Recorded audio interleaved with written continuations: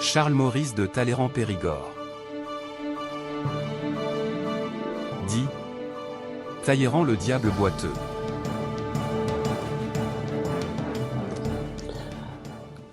Avant de commencer, parce que quand j'ai vu sa biographie, j'ai vu ses états de service à ce Charles-Maurice de Talleyrand-Périgord. Donc je vais vous dire, ça va être assez long, mais c'est nécessaire, je pense. Je vais vous dire exactement ce qu'il a fait dans toute sa vie et ses titres et ses fonctions. Alors, il a commencé, cet homme-là, en 1780, par être agent fédéral du clergé de France jusqu'en septembre 85, 5 ans et 4 mois. Puis après, il a été évêque d'Autun du 2 novembre 88 au 3 avril 91, 2 ans, 5 mois et 1 jour. Puis après, il a été président de l'Assemblée nationale constituante, 16-27 février 1790, pendant 11 jours. Député d'Autun du 3 avril 1789 au 30 septembre 1791, 2 ans, 5 mois.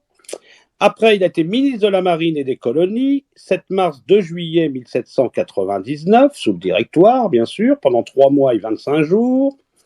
Puis, ensuite, il a fait exactement la même chose du 15 juillet 1797 au 20 juillet 1799, 2 ans et 5 jours. Et ensuite, il a été ministre des Relations extérieures du 22 novembre 1799 au 9 août 1807, pendant 7 ans, 8 mois et 18 jours. Après ça, c'est sous Napoléon.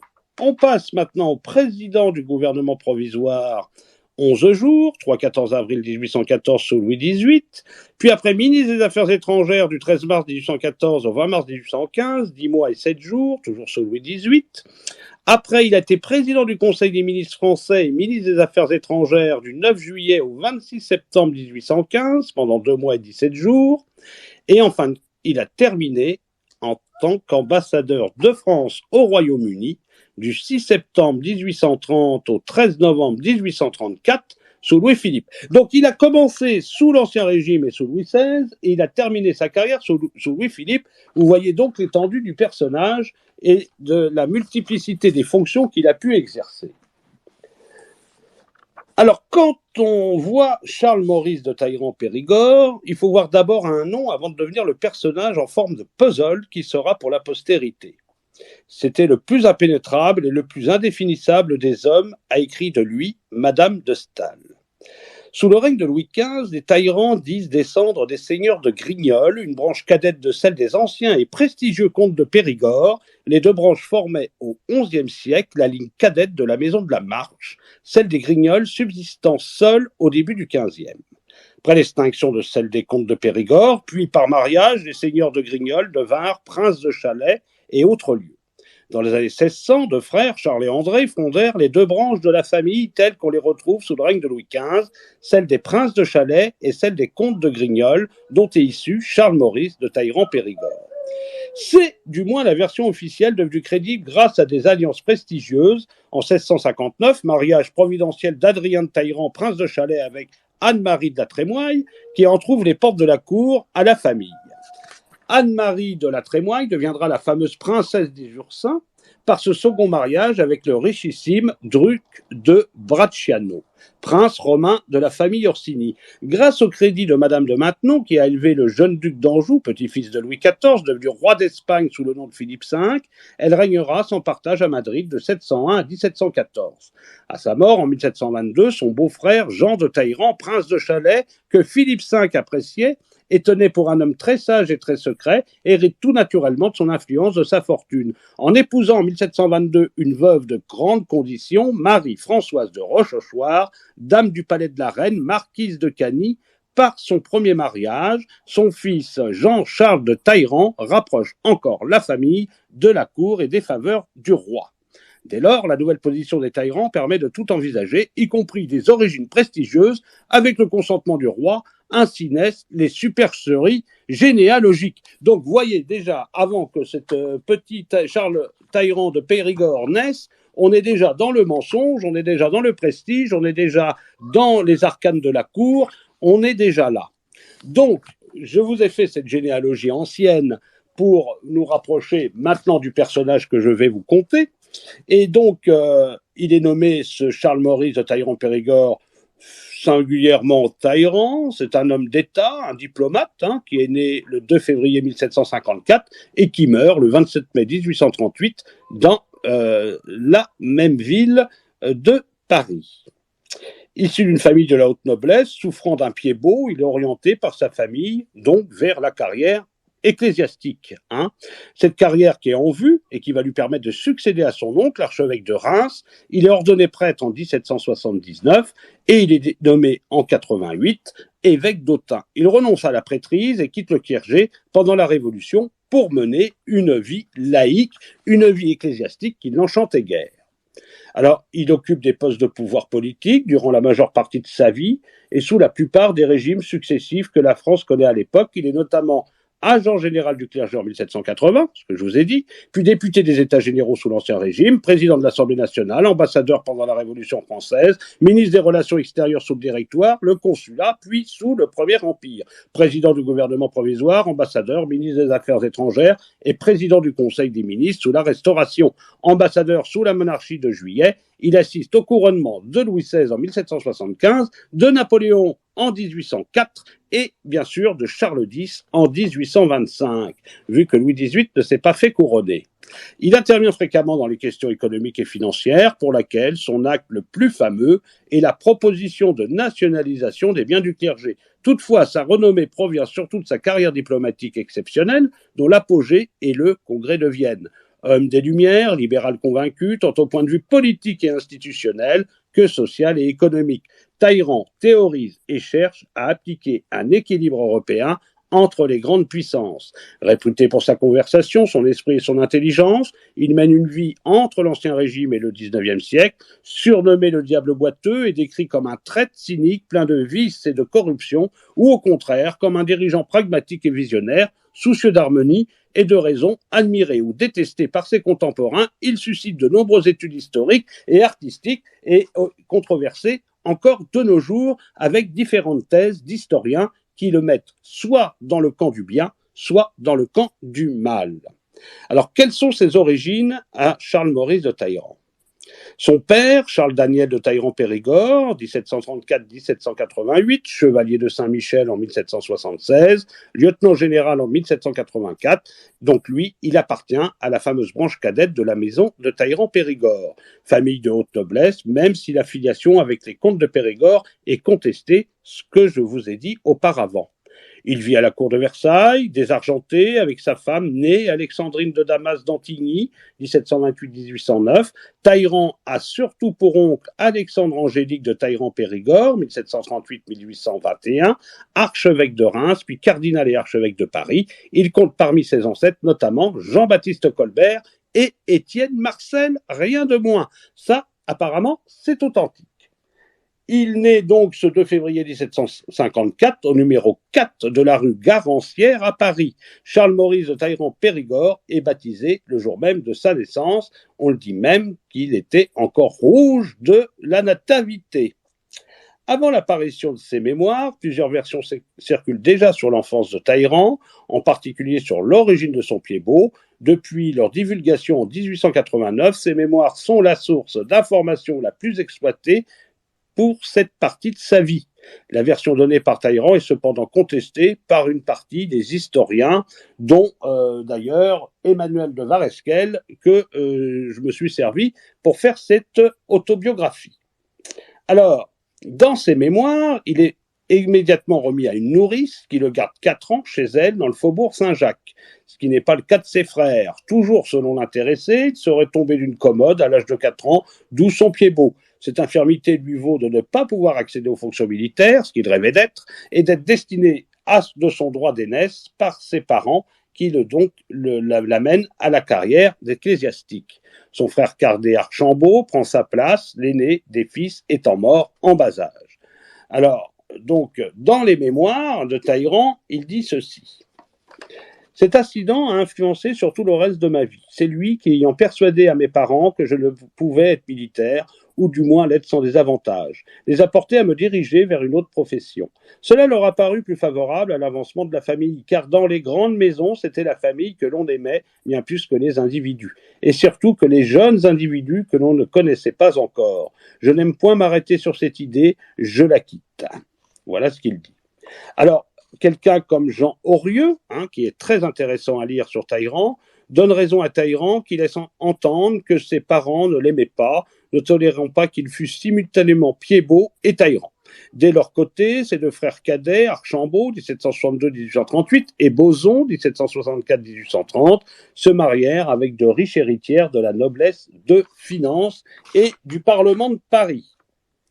Alors, à partir de 1758 à 61, il est chez sa bisaïeule, et une femme délicieuse, dira-t-elle, Marie-Françoise de Mortemart de Rochechouart, au château de Chalais, période dont il garde un souvenir ému. Il est ensuite envoyé au collège d'Harcourt, le futur lycée Saint-Louis, de 1762 à 1769, puis chez son oncle, archevêque, où on l'incite à embrasser la carrière ecclésiastique, et bien sûr, il obtempère.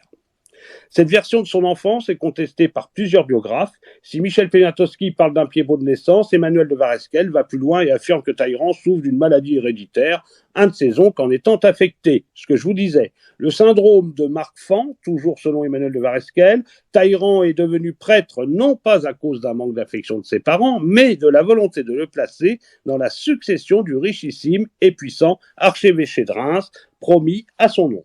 Perspective susceptible de vaincre ses réticences, son âge le plaçant comme le seul en mesure de le faire au sein de sa fratrie. Ainsi, Talleyrand n'aurait blâmé ses parents que dans le contexte de la rédaction de ses mémoires, où il devait faire apparaître sa prêtrise comme ayant été contrainte, étant donné que là, à l'époque où il parle de cette carrière ecclésiastique et par rapport à son passé révolutionnaire, il était bien plus agréable pour lui de donner cette version. Ce qui nous amène par contre à parler d'un prétendu abandon. Pour France Blais, s'il est exact qu'il n'y a pas eu de maison paternelle pleine de sécurité et d'affection, il se montre injuste envers sa mère, qu'il n'a que suivre les usages d'éducation de l'époque, avant la mode de l'Émile de Jean-Jacques Rousseau. Ses parents ont ainsi des charges très prenantes à la cour, et comme les gens très prenants à la cour, nous n'avons pas beaucoup le temps de nous occuper de notre descendance. Donc, à 16 ans, en 1770, il entre, bien sûr, au séminaire Saint-Sulpice, où, selon ses mémoires, il fait preuve de mauvaise humeur et se retranche dans la solitude. Le 28 mai 1774, il reçoit les ordres mineurs. Le 22 septembre, il obtient le baccalauréat, en théologie à la Sorbonne, et sa thèse est acquise grâce à sa naissance plutôt qu'à son travail. Elle est rédigée au moins en partie par son directeur de thèse de la Sorbonne, Charles Manet, et il obtient une dispense d'âge qui lui permet de la présenter à 20 ans au lieu des 22 requis. À 21 ans, en 1775, le 1er avril, il reçoit le sous-diaconat en l'église Saint-Nicolas du Chardonnay, premier ordre majeur. En dépit de ses avertissements, voilà ce qu'il dit. On me force à être ecclésiastique, on se repentira, fait-il savoir. Il bénéficie par la suite d'une dispense du diaconat, peu après le 3 mai il devient chanoine de la cathédrale de Reims, puis le 3 octobre abbé commendataire de Saint-Denis de Reims, ce qui lui assure un revenu confortable de 2000 livres par an. Le 11 juin 1775, il assiste au sacre de Louis XVI, auquel participe son oncle comme coadjuteur de l'évêque consécrateur et son père comme otage de la Sainte-Ampoule. Cette année-là, en dépit de son jeune âge, il est député du clergé ou premier ordre et surtout promoteur de l'Assemblée du clergé, c'est-à-dire qu'il peut discuter avec l'Assemblée du clergé pour l'octroi du don gratuit ou pour des réunions ecclésiastiques de théologie ou autre chose qui concerne l'Église de France. Le 11 juin 1775, il assiste donc au sacre de Louis XVI, et puis toujours la même année, il s'inscrit à la Sorbonne et y obtient le 2 mars 1778 une licence en théologie. Jeune licencié, il rend visite à Voltaire, qui le bénit devant l'assistance, bénédiction laïque, dira-t-il, la veille de son ordination. Auguste de Choiseul-Gouffier raconte l'avoir découvert prostré et en pleurs. Son ami insiste pour qu'il renonce, mais Talleyrand lui répond « Non, il est trop tard, il n'y a plus à reculer. Cette anecdote serait une invention d'après Emmanuel de Varesquel, toujours lui, parce que j'ai travaillé beaucoup sur lui. Il est ordonné prêtre le lendemain, le 18 décembre 1779, et le surlendemain, il s'élève devant sa famille, sa première messe, et son oncle le nomme vicaire général de l'évêché de Reims, ce qui fait 4000 livres de plus. L'année suivante, au printemps 1780, il devient toujours grâce à son oncle, le célèbre archevêque, agent général du clergé de France. Encore une charge qui l'amène à défendre les biens de l'Église face aux besoins d'argent de Louis XVI. Il fait ainsi accepter en 82 un don gratuit au roi de plus de 15 millions de livres pour couper court aux menaces de confiscation venant de la couronne. Il intervient également dans la crise de la caisse d'escompte de 1783 et doit gérer la colère du bas clergé en maniant la carotte et le bâton. Tous ces travaux lui permettent de s'initier à la finance, aux affaires immobilières et surtout à la diplomatie, puisqu'il rencontre le nonce apostolique de Rome et divers ambassadeurs étrangers. Il prend connaissance de l'étendue de la richesse du clergé, et noue de nombreuses relations parmi les hommes d'influence de l'époque, et du secrétaire de l'Assemblée générale de 85 à 86, il est félicité par ses pairs à l'occasion de son rapport final des finances et de l'état des finances du clergé de France et de l'octroi de ses dons pour le trésor du royaume. Il fréquente et anime les salons libéraux proches des Orléans. Tiens, il noue de nombreuses relations dans ce milieu. Alors là, maintenant, il s'installe rue Bellechasse, et il a pour voisin un certain Mirabeau, avec lesquels les deux hommes se lient d'amitié, de politique et d'affaires et de femmes. Il est proche de Calonne, ministre impopulaire de Louis XVI. Il participe à la négociation du traité de commerce avec la Grande-Bretagne conclu en 86. Il fait ainsi partie des rédacteurs du plan de Calonne pour réformer complètement les finances du royaume et qui reste à l'état de projet en raison de la crise financière et du départ du ministre congédié par le roi. Son statut d'ancien agent général du clergé doit en revanche le propulser rapidement à l'épiscopat, alors que croisent ses besoins d'argent, malgré ses revenus, qui sont conséquents, mais il joue beaucoup, il sort, il a beaucoup de maîtresses, il offrait bijoux et champagne et repas abondants dans sa maison. Pourtant, sa nomination tarde à venir, et il s'en énerve d'ailleurs, l'explication généralement donnée par les historiens est sa vie dissolue, avec son goût pour le jeu, pour le luxe et ses maîtresses, ce que je vous disais. Ce qui indispose Alexandre de Marbeuf, l'évêque d'Autun, et responsable des nominations, et qui choque Louis XVI, qui le convoque d'ailleurs. Emmanuel de Varesquel conteste cette analyse pour lui, expliquant cette attente par la notoriété de ses amitiés orléanistes, hostiles au clan de la reine et par la perte d'influence de sa famille. Marie-Antoinette ne l'aimait guère, le trouvait plus trop proche des Orléans et disait à Louis XVI de s'en méfier. Le 2 novembre 1788, il est finalement nommé évêque d'Autun, enfin, grâce à la requête que son père, mourant, a adressée à Louis XVI. Cela le corrigera, aurait déclaré le roi en signant la nomination, et son père lui priant « Ô sire, votre majesté, avant que je puisse rejoindre Dieu, faites que mon fils touche les anges. » Le 3 décembre, il reçoit également le bénéfice de l'abbaye royale de Celles-sur-Belle, qui lui rapporte la coquette somme de 2500 livres tournois supplémentaires. Il est sacré le 16 janvier 1789 par Louis-André de Grimaldi, évêque de Noyon. Ernest Renan raconte d'ailleurs, parlant d'un de ses professeurs à Saint-Sulpice, « Monsieur Hugon avait servi d'acolyte au sac de Monsieur de Talleyrand à la chapelle d'Issy en 88. Il paraît que pendant la cérémonie, la tenue de l'abbé de Périgord fut des plus inconvenantes. Monsieur Hugon racontait qu'il accusa le samedi suivant en confession d'avoir formé des jugements téméraires sur la piété d'un saint évêque. » Donc ça, c'est dans les souvenirs d'Ernest Renan d'enfance et de jeunesse. Après une campagne courte et efficace, il est élu le 2 avril député du clergé d'Autun aux États généraux de 1789. Le 12 avril au matin, un mois après être arrivé en esquivant la messe de Pâques, Talleyrand quitte définitivement Autun et rentre à Paris pour l'ouverture des États généraux, le 5 mai qui marque le début de la Révolution française.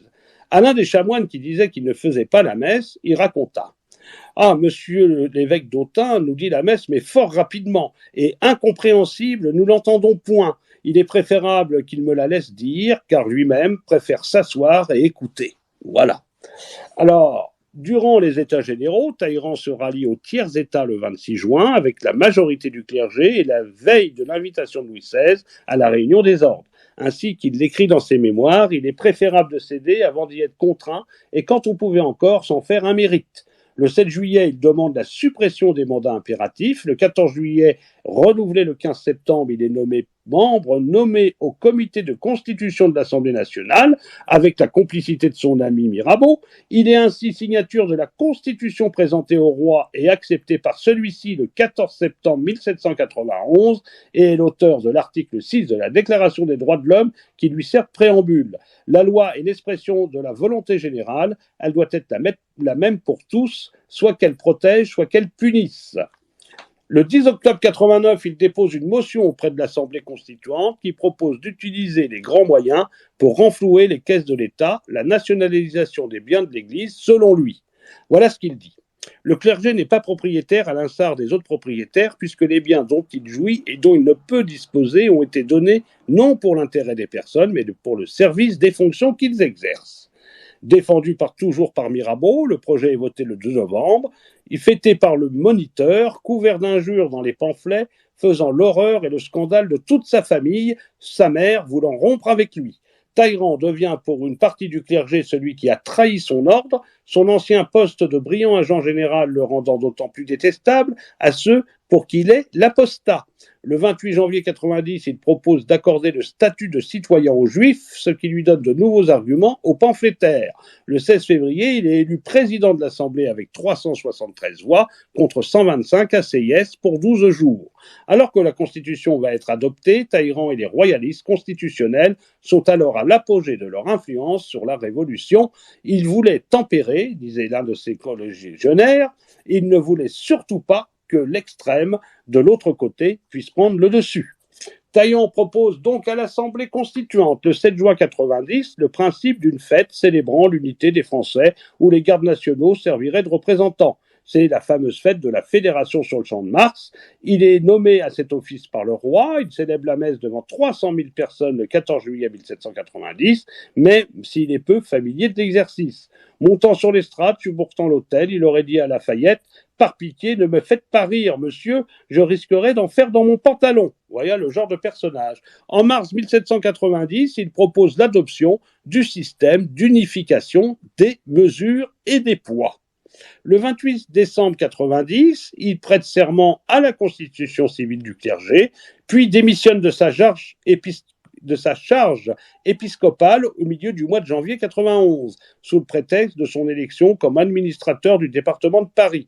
Pourtant, comme les deux premiers évêques constitutionnels, Louis-Alexandre Expilly et la Pope, évêque du Finistère, et Charles Marolles, évêque de l'Aisne, il n'arrive pas à trouver d'évêque pour les sacrer. Talleyrand est obligé de se dévouer. Il manœuvre deux évêques, les prélats in paribus de Lida et Jean-Baptiste Gobel et de Babylone, Jean-Baptiste Miroudou du Bourg, pour l'assister.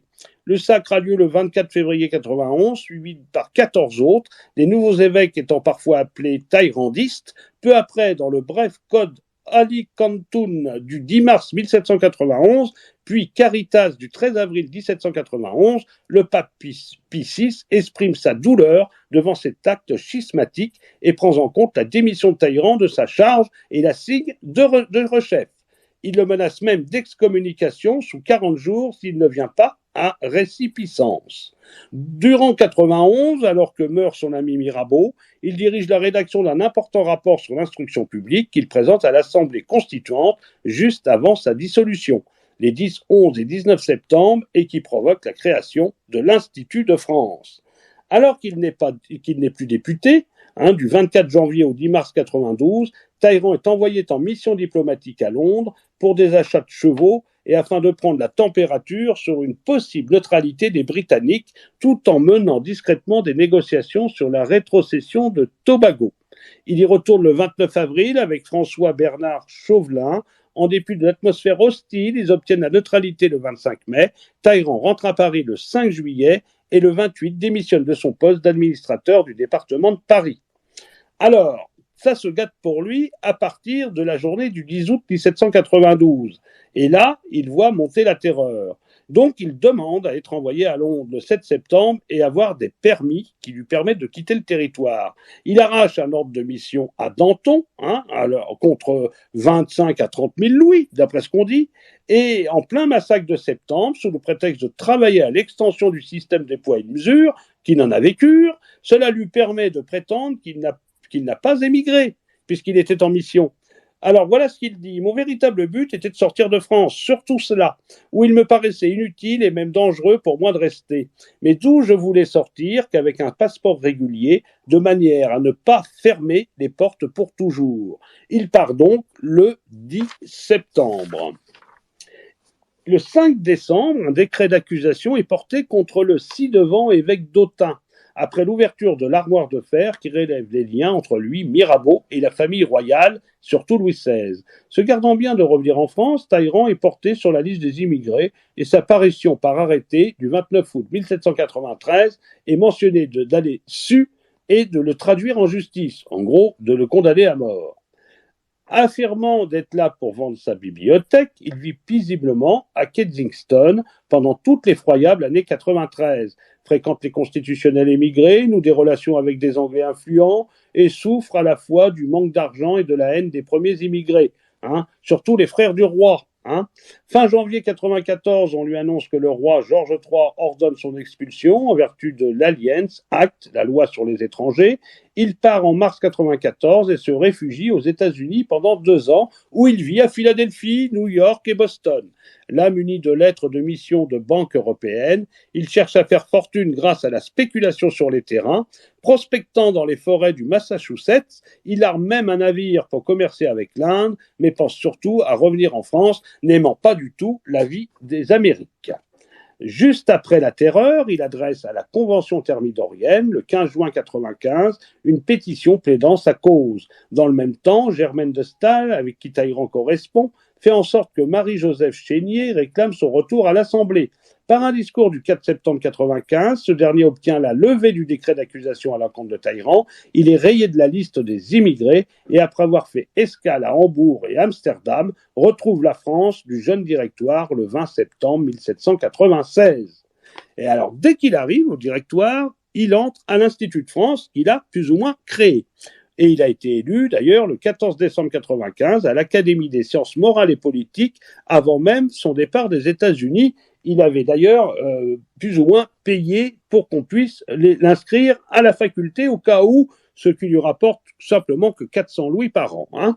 Il publie 2 essais sur la nouvelle situation internationale, fondés sur ses voyages hors de France. Il fait donc comme ça un paysage. Il fait à peu près comme ça une visite un peu des États-Unis, et il participe à la fondation du cercle constitutionnel républicain, en dépit de ses amitiés orléanistes et de l'hostilité des conventionnels qui voient en lui un contre-révolutionnaire.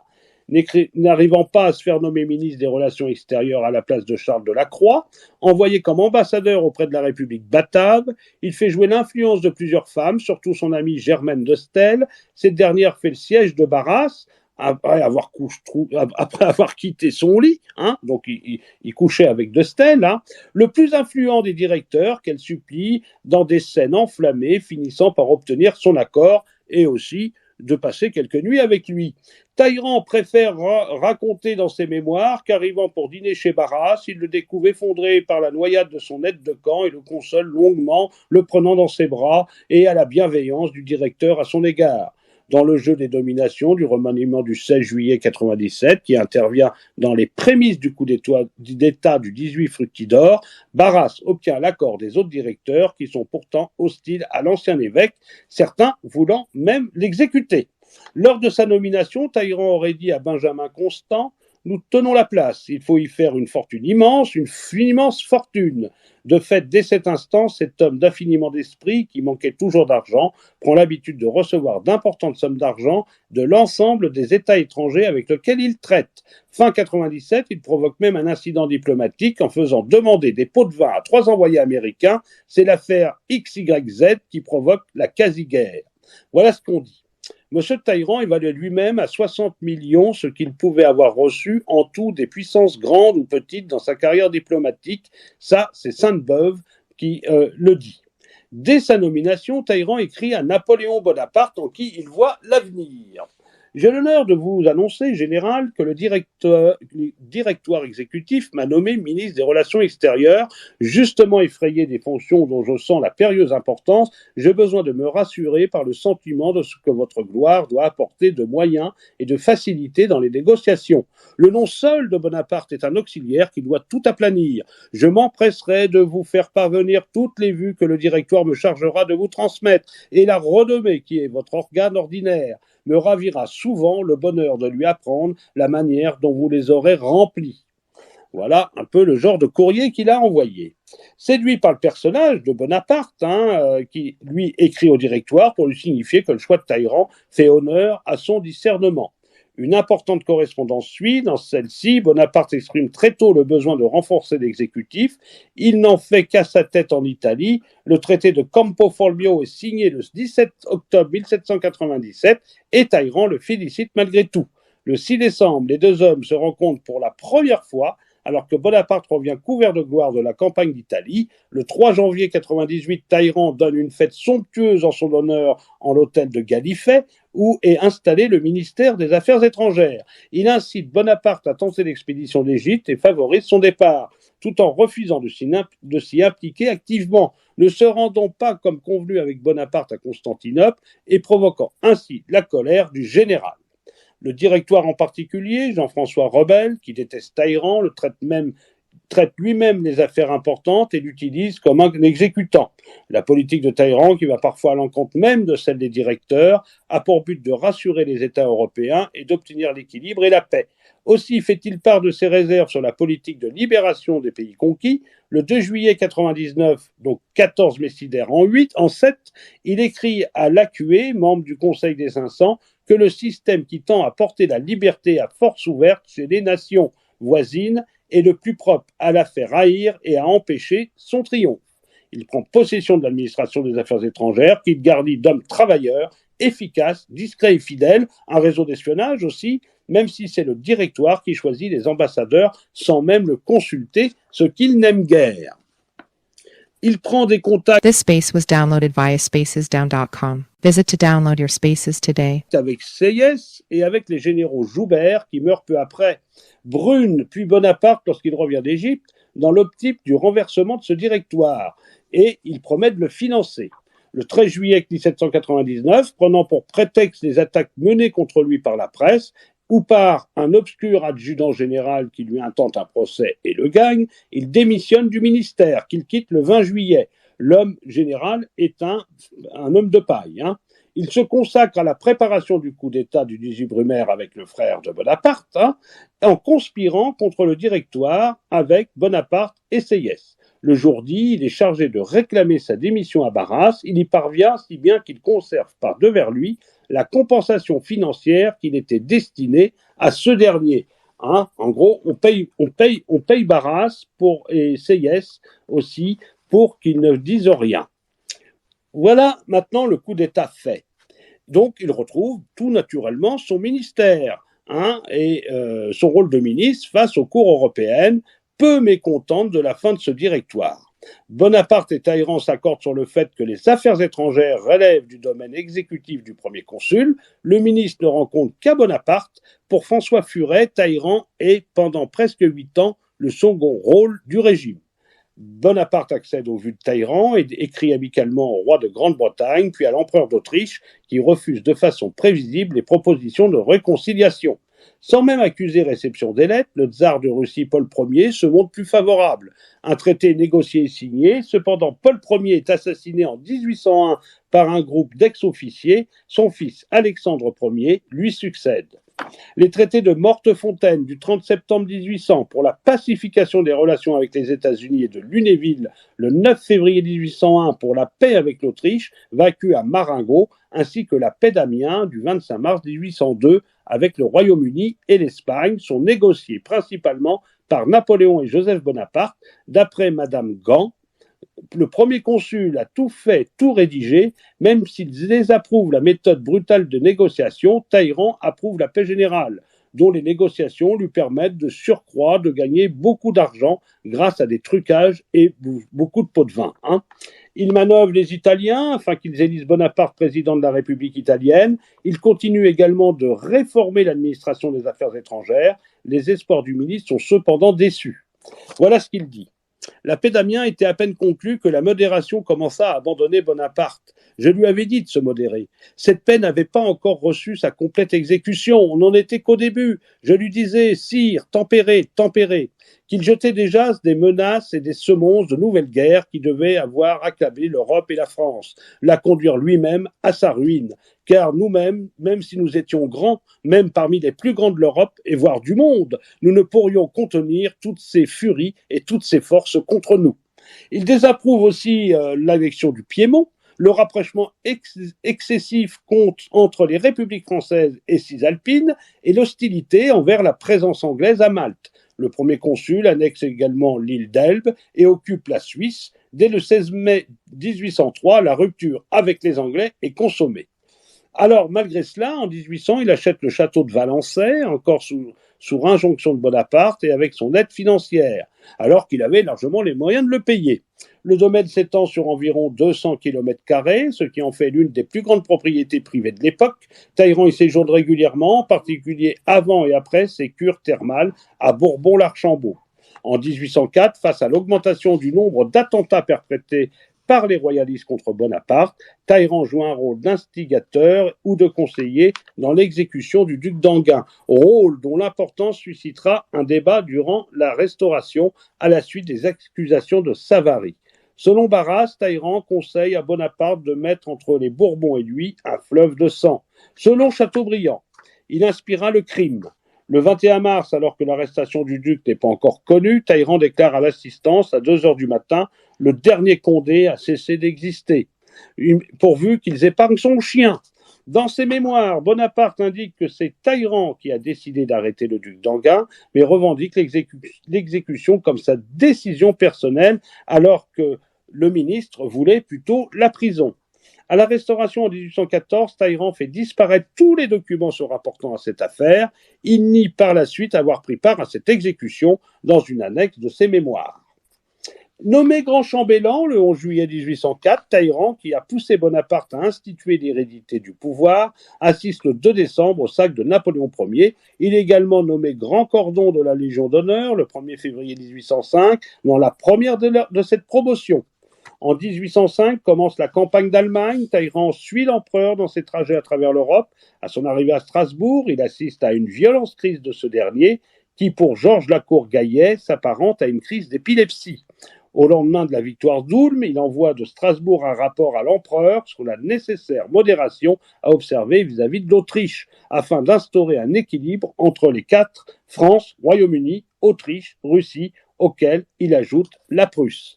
Après l'éclatante victoire d'Austerlitz et l'écrasante défaite de Trafalgar, Talleyrand, qui a de nouveau plaidé en vain pour un rééquilibrage européen et une convention européenne de tous les chefs d'État, ce que Napoléon ne veut pas, signe à contre-cœur le traité de Presbourg le 26 décembre 1805. D'ailleurs, nous le voyons, il le dira.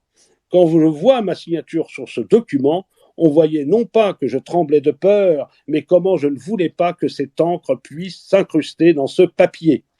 Annonçant la création de la Confédération du Rhin et qu'il rédige sur ordre de l'empereur, selon Metternich, il commence à envisager sa démission.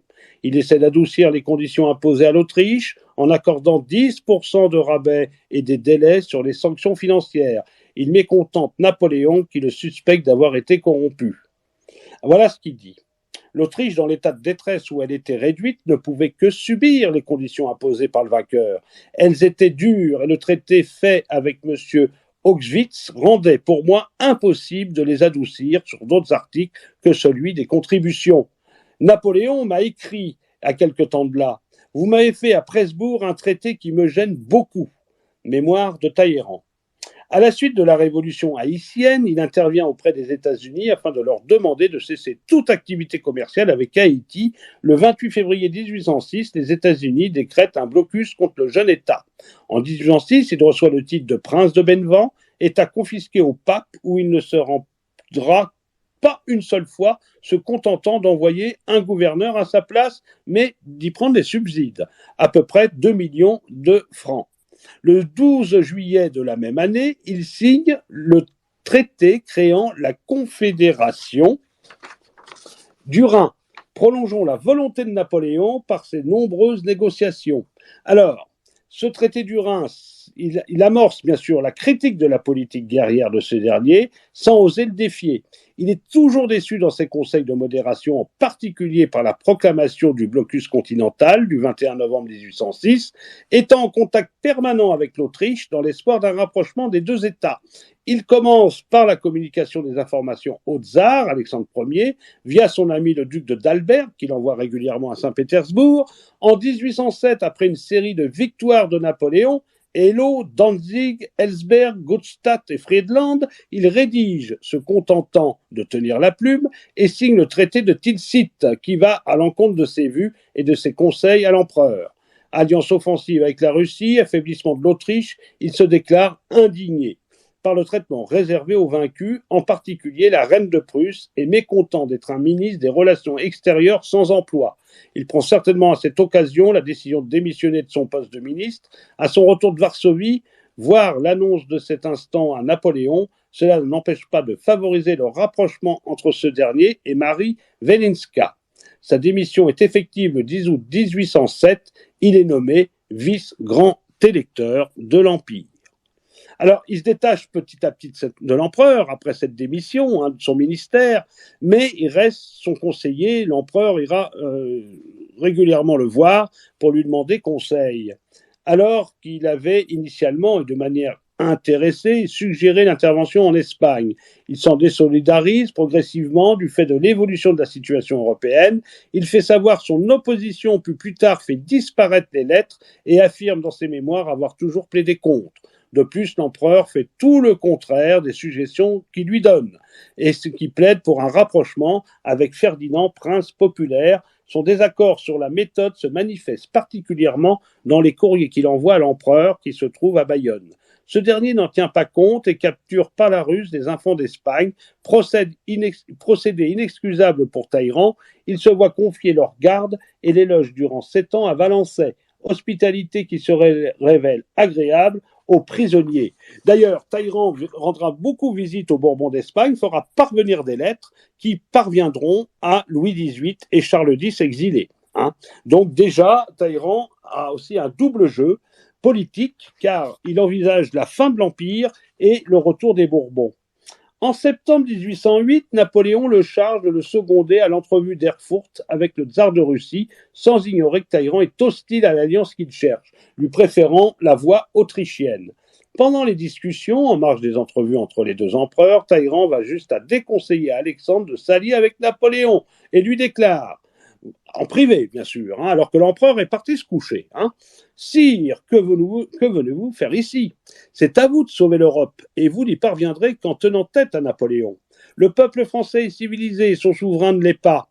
Le souverain de la Russie est civilisé, son peuple ne l'est pas. C'est donc au souverain de la Russie d'être l'allié du peuple français. Puis le Rhin, les Alpes, les Pyrénées sont la conquête de la France. Le reste est la conquête de l'empereur. La France n'y tient pas. C'est la trahison d'Erfurt. Fourberie pour Georges Lacour-Gaillet, qui détaille longuement dans ses mémoires, affirmant avoir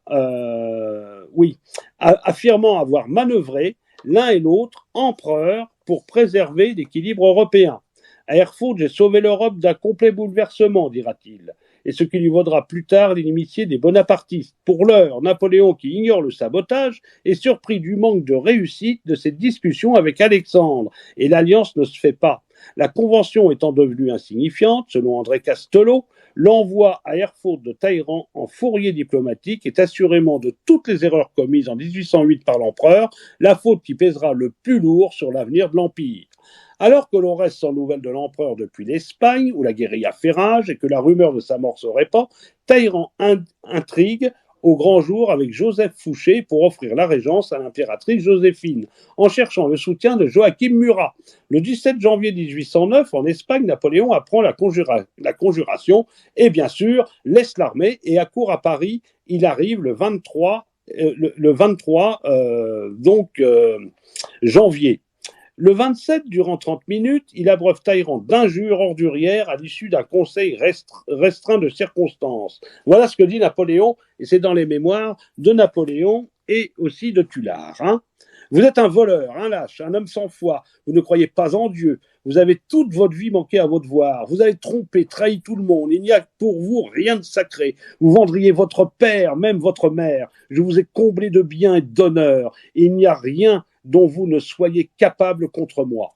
Il l'accuse notamment de l'avoir incité à faire arrêter le duc d'Enghien et à entamer l'expédition d'Espagne. La phrase célèbre « Vous êtes de la merde dans un bas de soie » n'est peut-être pas prononcée en cette circonstance. Il lui retire son poste de grand chambellan. Alors, lui, maintenant, Talleyrand, il rentre chez lui à Valençay et est persuadé qu'on va l'arrêter, mais il reste impassible.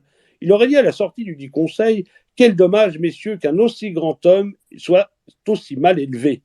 Au contraire de Fouché, qui joue profil bas, il se présente toujours à la cour et ce dès le lendemain de la fameuse scène. Il fait jouer les femmes auprès de Napoléon, mais ne dissimule pas son opposition.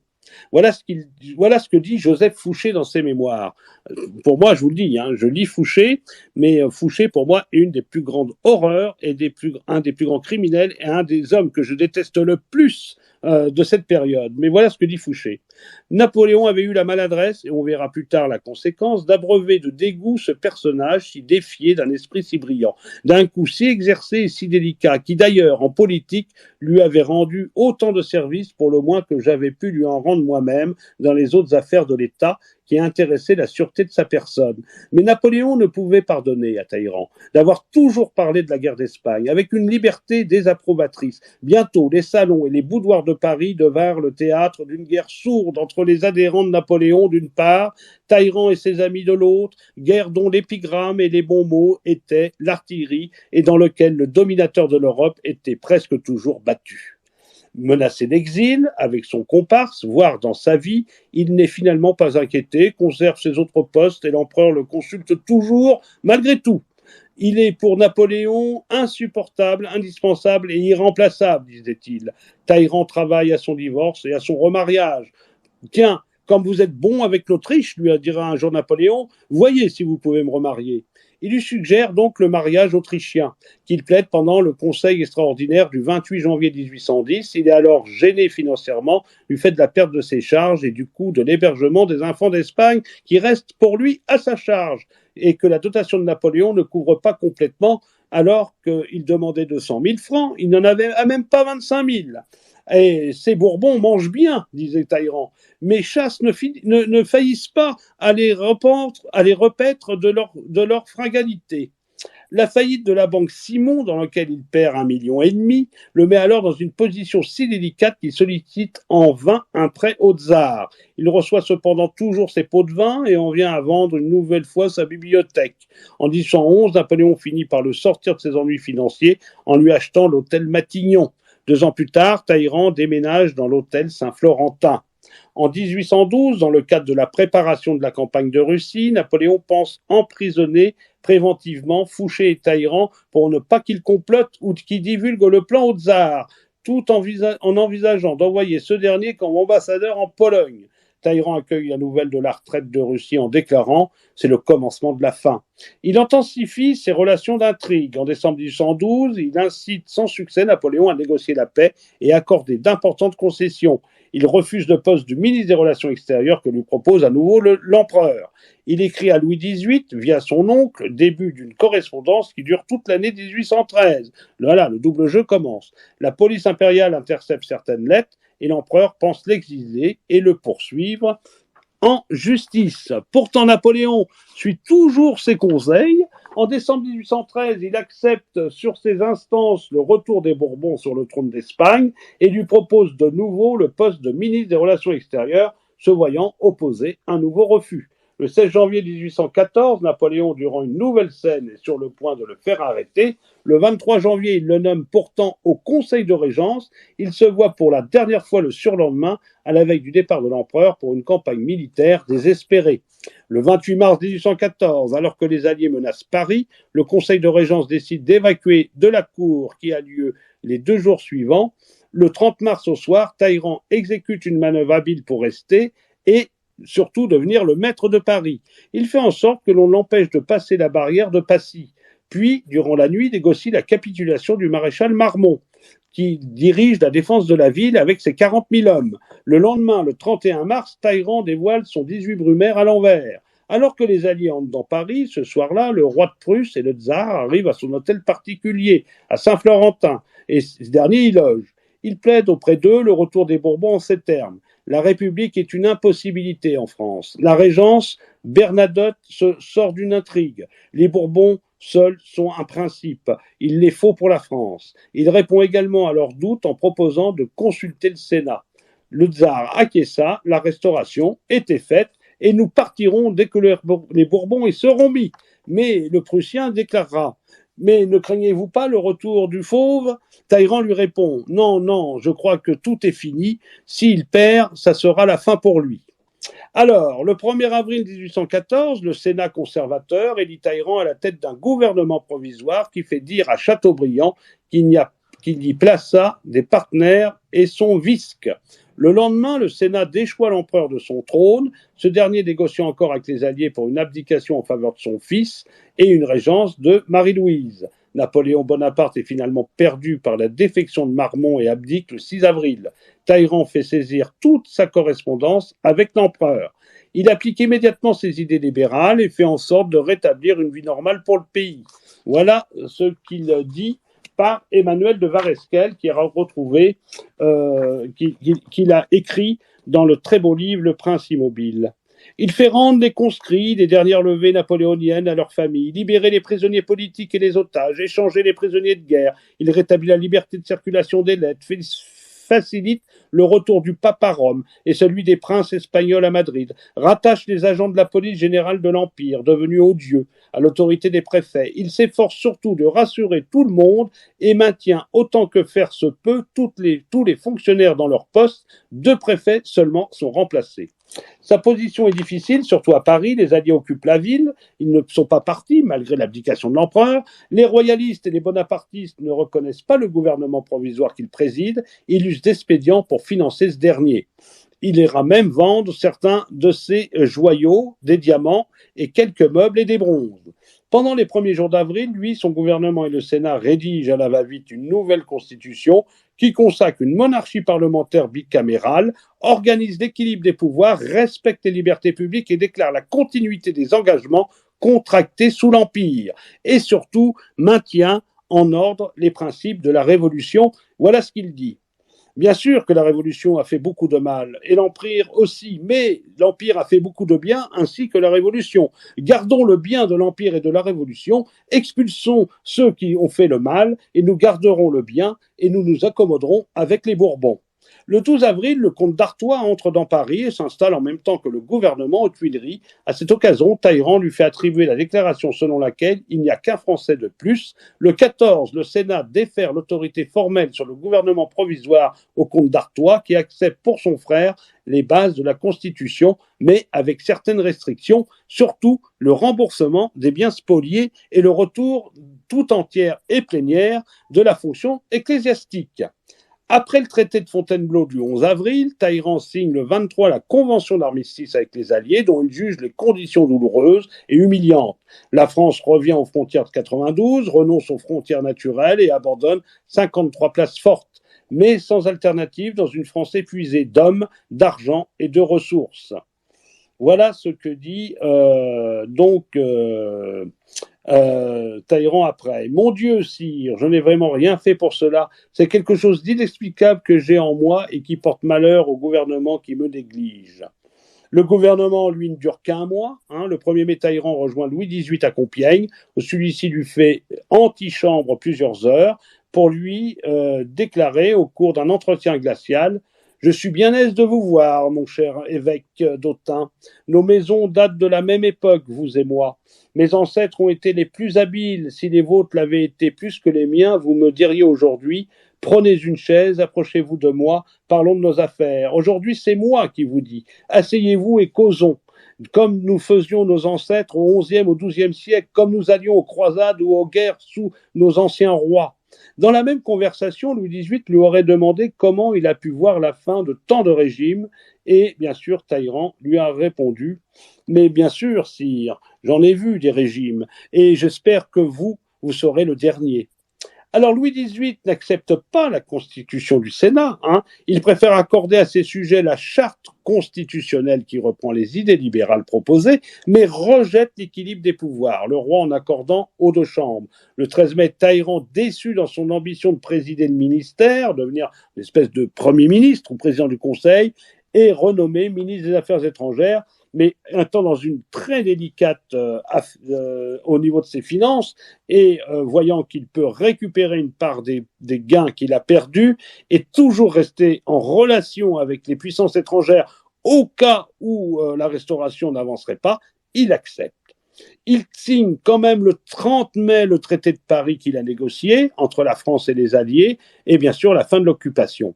Pas d'indemnité de guerre, le retour aux frontières de 92, plus quelques villes, une part de la Savoie et les anciens comtats pontificaux. Il l'annonce au Congrès de Vienne, dont les bases sont posées. Parmi les dispositions, la France, qui a conservé ses colonies, sauf l'Île-de-France, Tobago et Sainte-Lucie, s'engage à abolir la traite négrière dans les 5 ans, reprenant ainsi la loi du 29 mars 1815 que Napoléon avait promulguée à son retour de l'île d'Elbe.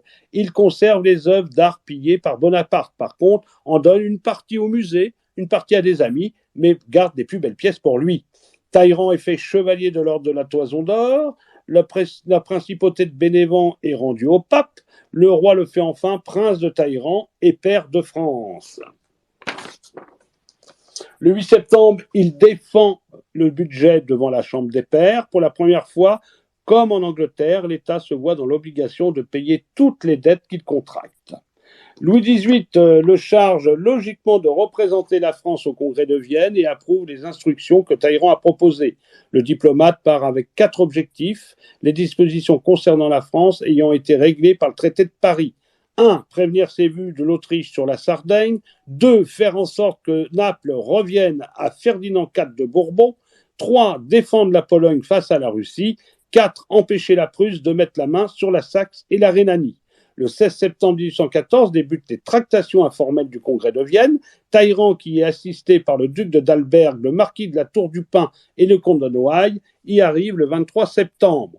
L'ouverture étant prévue pour le 1er octobre, tenu à l'écart des principales réunions qui ont lieu entre les 4 pays, Royaume-Uni, Autriche, Prusse et Russie, qui ont déjà approuvé un protocole le 22 septembre. Il est cependant invité à une discussion le 30 septembre où Metternich et Hardenberg emploient les mots puissance alliée. Il réagit alors à ces propos. Allié, dis-je, et contre qui?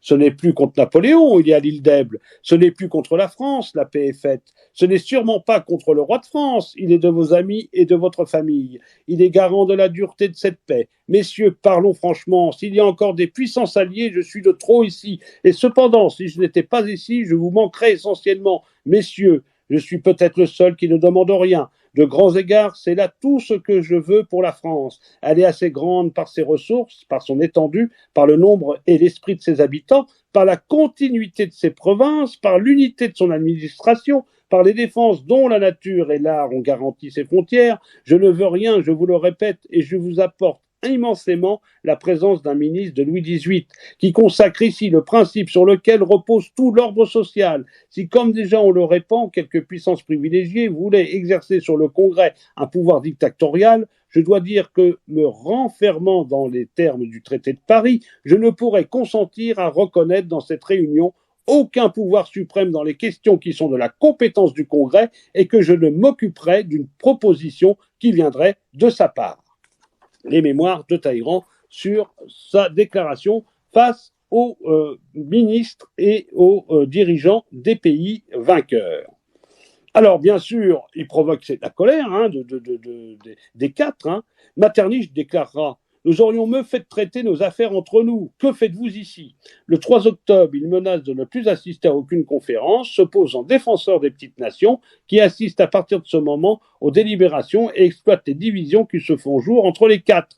Appuyé par le Royaume-Uni et l'Espagne, il obtient ainsi que les procès-verbaux des précédentes réunions soient annulés. Le Congrès s'ouvre finalement le 1er novembre pour Jean Aurieux, l'un de ses plus grands biographes. Aucun sujet important n'est abordé dans les réunions officielles, tout se passe dans les salons ou entre partis. Les petites nations se lassent et finissent par ne plus y assister. Talleyrand les lâche. Ils diront alors que les véritables délibérations commencent Hein, il intègre le comité des grandes puissances le 8 janvier. C'est ainsi que le comité des 4 devient le comité des 5. Il s'allie à l'Autriche et au Royaume-Uni. Un traité secret est signé le 3 janvier 1815, ce qui lui permet d'écrire triomphant à Louis XVIII. Maintenant, sire, la coalition est dissoute et elle l'est pour toujours. La France n'est plus isolée en Europe. Par là, il s'oppose à la Prusse et à la Russie. La première n'obtient qu'un morceau de la Saxe et la seconde qu'une partie de la Pologne, qu'elle se partage en effet. Talleyrand est partisan d'une Allemagne fédérale qui soit le centre d'équilibre entre les différentes puissances, en particulier la Prusse et l'Autriche. La Prusse et la France se retrouvent avec une frontière en commun, ce qui lui est reproché par une partie des biographes comme la source des guerres franco-allemandes futures. Il est défendu par d'autres. Talleyrand signe l'acte final du Congrès le 9 juin 1815. En échange de la restitution de la principauté de Benevent, Talleyrand obtient également une compensation financière et le titre de duc de Dino, du roi rétabli Ferdinand des Deux Siciles qu'il nomme ainsi, et qu'il transmet à son neveu, et par là à sa nièce Dorothée, qui a brillé durant le congrès en amusant les congressistes. Il félicite et gratifie aussi Taillevent, son cuisinier, le célèbre Taillevent, qui arrivera au congrès de Vienne en faisant et proposant des repas de la plus haute distinction et de l'art français. Donc au terme du congrès, la France conserve ses conquêtes de 92, mais Napoléon Ier revient de l'île d'Elbe, porté en triomphe par les Français, ce qui ruine l'opinion des Alliés à leur sujet et les amène à s'interroger sur les intentions de Talleyrand. Lord Castlereagh écrit à Lord Clancarty, désormais chef de la délégation britannique.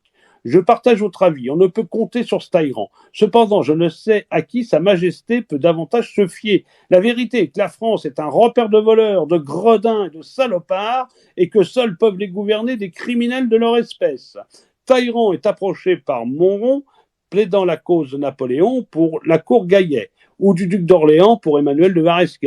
Dans tous les cas, il refuse, bien qu'il soit en très mauvais termes avec Louis XVIII, désormais en exil, attendant la défaite de Napoléon. C'est une question de semaine, il sera vite usé, dit-il.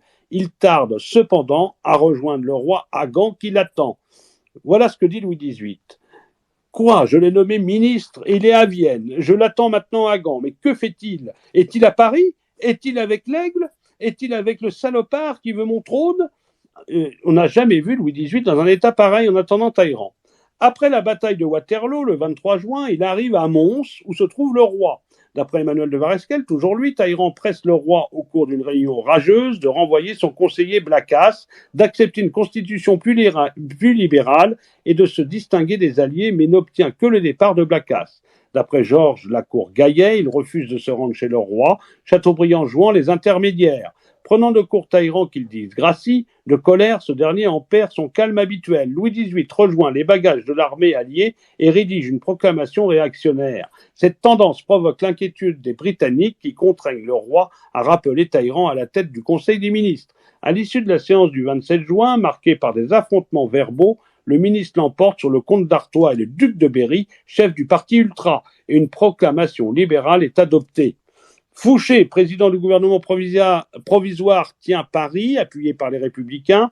Pour Georges Lacour-Gaillet et Franz Blais, Talleyrand convainc Louis XVIII de nommer Fouché, qui a voté la mort de son frère, ministre de la police. D'après les mémoires de Talleyrand, et pour Emmanuel de Varesques, toujours lui, les réticences de Louis XVIII cèdent le pas à la nécessité politique du temps, et il se met en brouille avec son frère. Charles X lui aurait dit qu'il fallait éliminer, voire assassiner Fouché. Et c'est Talleyrand qui ne souhaite pas s'encombrer d'un homme comme Fouché. Dans tous les cas, Talleyrand négocie avec Fouché qui livre Paris au roi et il organise une rencontre. Dans un passage fameux de ses mémoires, Chateaubriand raconte la scène.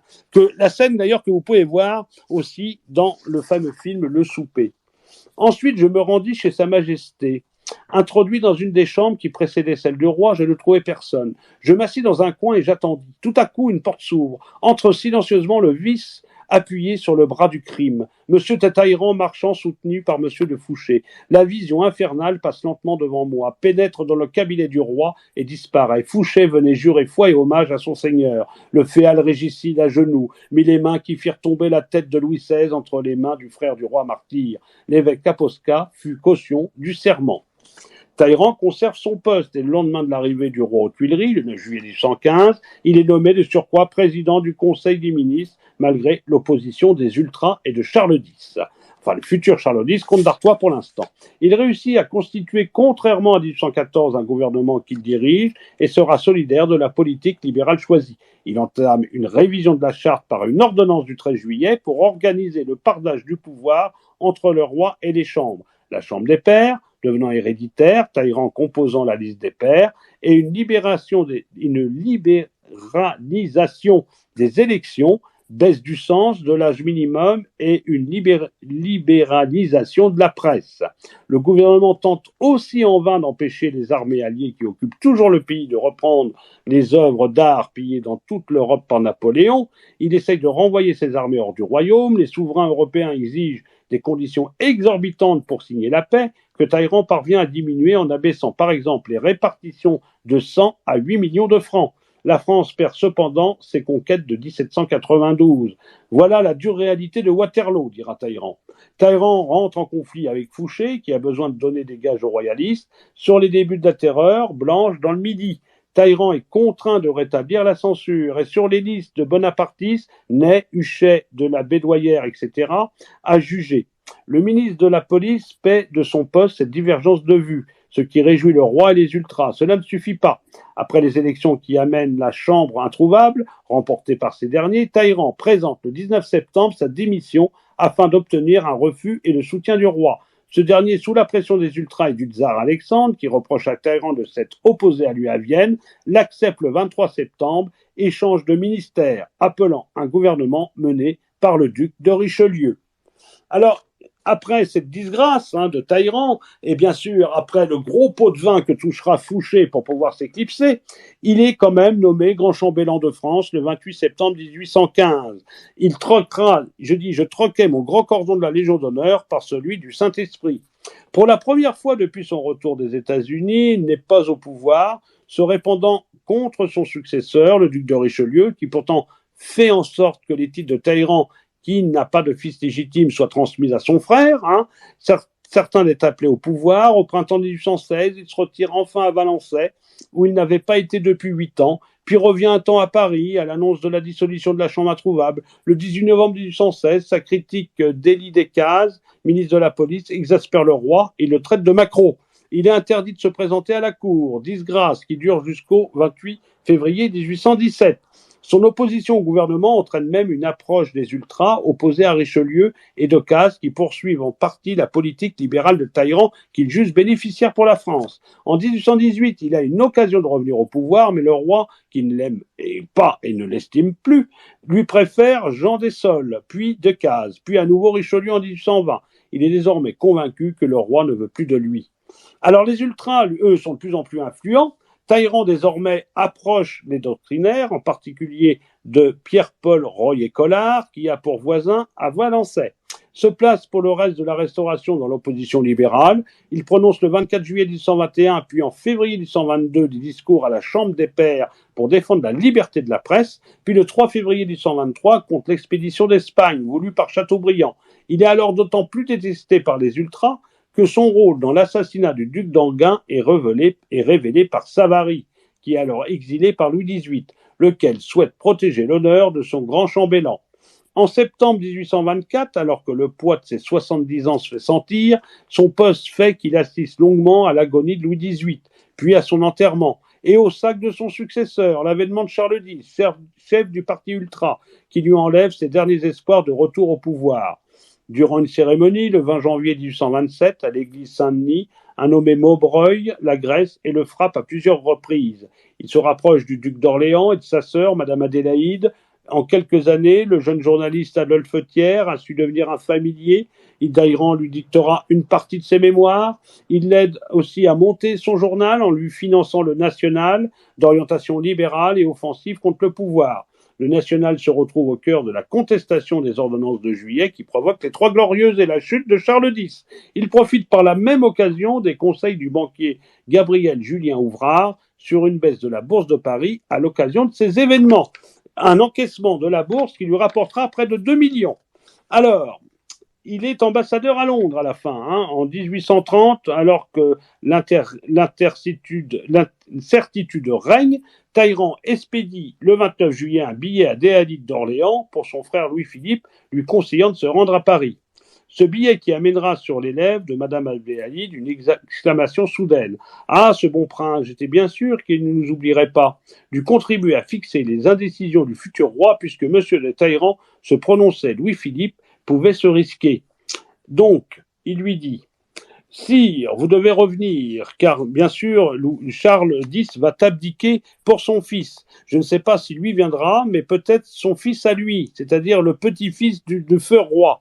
Il vous faut venir vous hâter, sinon ça sera perdu. » Donc Louis-Philippe reçoit le billet, hein, revient à Paris le lendemain, se rend pour entretien avant chez Talleyrand et prend son parti. Celui-ci l'aide à l'entremise d'Adolphe Thiers, devenu roi. Louis-Philippe, après avoir souhaité faire de Talleyrand son ministre des Affaires étrangères pour le remercier, le nomme rapidement, à sa demande, ambassadeur extraordinaire à Londres, afin de garantir la neutralité du Royaume-Uni vis-à-vis du nouveau régime.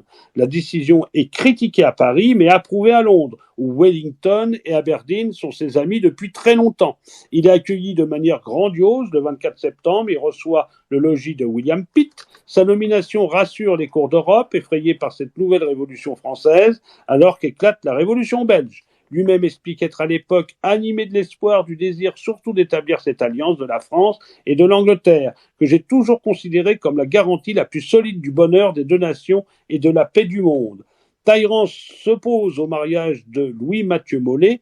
Les deux hommes essayent de mener une politique sans tenir compte l'un de l'autre, le ministre menaçant de démissionner. Talleyrand prône par exemple contre Molé l'évacuation de l'Algérie, que souhaitaient les Britanniques. Louis-Philippe choisit de s'y maintenir. Molé est cependant remplacé par Horace Sébastiani, qui ne gêne pas Talleyrand dans les décisions de la France.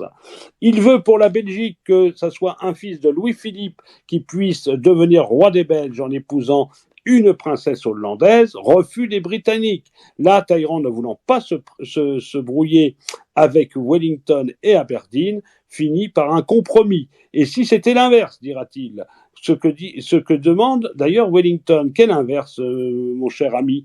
Eh bien, si nous nommions une des filles de Louis-Philippe et que le prince soit un prince de Hollande, eh ben, pourquoi pas, dira Wellington. Et l'affaire s'est conclue comme ça. Voilà, la Belgique a quand même été créée avec quand même Talleyrand. Hein. Il argumente auprès des Britanniques pour un concept qu'il forge de non-intervention en Belgique, alors que l'armée hollandaise est repoussée. Des conférences entre les cinq grands s'ouvrent le 4 novembre 1830. Après avoir refusé l'idée d'une partition de la Belgique, puis avoir envisagé un temps une telle idée, il plaide pour la création d'un État fédéré neutre sur le modèle de la Suisse. Il signe donc les protocoles de juin 1831, puis le traité du 15 novembre 1831, qui officialise celle-ci. Il va jusqu'à passer sur ses instructions en acceptant et même en négociant la préservation des frontières du pays et le choix de Léopold de Saxe-Cobourg comme souverain du nouveau pays neutre, hein, vu qu'on a décidé que c'était un prince. Il approuve la décision du nouveau Premier ministre Casimir Perier de soutenir militairement cette neutralité menacée par les Pays-Bas. Le nouveau pays fait démanteler les forteresses sises à la frontière française. Les Pays-Bas reculent, voyant qu'ils ne pourront rien contre la puissance de l'armée française. Talleyrand travaille aussi sur le projet qui lui tient à cœur depuis longtemps, le rapprochement du Royaume-Uni et de la France, base de l'entente cordiale. Les deux pays interviennent conjointement pour obliger le roi des Pays-Bas à respecter la nouvelle indépendance de la Belgique, que les Pays-Bas ne ratifient pas la nomination de ce pays. Il reçoit régulièrement Alphonse de Lamartine et entretient de bons rapports avec son ami Wellington et l'ensemble du cabinet britannique. Il assistera même à un conseil des ministres anglais. Son nom est applaudi au Parlement britannique, son raffinement et son habileté deviennent fameux à Londres, il reçoit fréquemment Prosper Mérimée, l'opposition anglaise accuse même le gouvernement d'être trop influencé par lui et par la France, le marquis de Londonderry déclarant à la Tribune « Je vois la France nous dominant tous grâce à l'habileté politique qui la représente ici, et je crains qu'il n'y ait dans ses mains le pouvoir de décision et qu'elle n'exerce ce que j'appellerais une influence dominante sur les affaires européennes. Voyez, messieurs, dans les temps très anciens où les Anglais étaient presque en France, nous voyons maintenant avec monsieur de Talleyrand le contraire. Pendant ce temps, en France, si Talleyrand bénéficie d'une estime importante parmi les élites politiques et auprès du roi, Ce dernier le consulte sans cesse en lui envoyant des missives, lui propose même le poste de Premier ministre, proposition qu'il esquive vu son grand âge. Sa réputation est au plus bas. Le prince a évité à la France le démembrement, on lui doit des couronnes et on lui jette de la boue.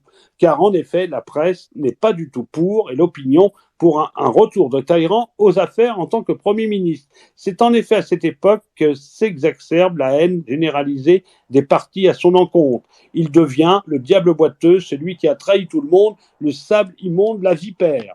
On l'appelait Protée aux pieds boiteux, Satan des Tuileries, République empereur roi. Il a tout vendu, les étonnants poèmes, à la mode du jour, écrits avec une plume arrachée à l'aigle de l'ange exterminateur intitulé Néméris, ce qui veut dire la vengeance. Son seul mérite fut de provoquer une admirable réponse de Lamartine. Il restera toujours le sphinx ou l'incompris. Talleyrand reste en poste jusqu'en 1834 et la conclusion du traité de la quadruple alliance signé le 22 avril. Fatigué des difficultés de négociation avec Lord Palmerston, il quitte son poste après avoir signé une convention additionnelle au traité le 18 août. Il arrive le 22 à Paris. On parle de compléter les alliances en l'envoyant à Vienne. Il renonce finalement à la présidence du Conseil qui est confiée à Thiers. Talleyrand participe à la formation du gouvernement, mais c'est tout. Puis, il déclare à Adolphe Thiers « Mon ami, je vous laisse la main. Pour moi, la scène publique, c'est terminé. Je me retire de la vie publique. » Il se retire dans son château de Valençay. Il a déjà été nommé maire de cette commune de 1826 à 31, puis conseiller général de l'Indre jusqu'en 1836. Il conseille toujours Louis-Philippe par l'entremise de lettres diplomatiques, et en particulier en 1836 sur la neutralité à adopter dans le problème de la succession espagnole contre l'avis de Thiers, qui y perd son poste d'ailleurs. Son activité politique décroisse cependant. Il reçoit de nombreuses personnalités politiques, Alfred de Musset, Georges Sand, ces dernières le remerciant par un article injurieux qu'elle regrette dans ses mémoires. Honoré de Balzac met la dernière main à ses mémoires en 1837. Il quitte en plus cette année-là Valençay et retourne s'installer dans son hôtel de Saint-Florentin à Paris, et disant qu'il ne voulait pas mourir à la campagne. Il voit la mort s'approcher, il doit négocier un retour à la religion pour éviter à sa famille le scandale d'un refus de sacrement et de sépulture comme dut le subir Sieyès. Après un discours d'adieu à l'Institut le 3 mars, ses proches confient à l'abbé Dupanloup le soin de le convaincre de signer sa rétractation et de négocier le contenu de celle-ci. Talleyrand, qui joue une fois de plus sur le temps, ne signe que le jour de sa mort, ce qui lui permet de recevoir l'extrême onction.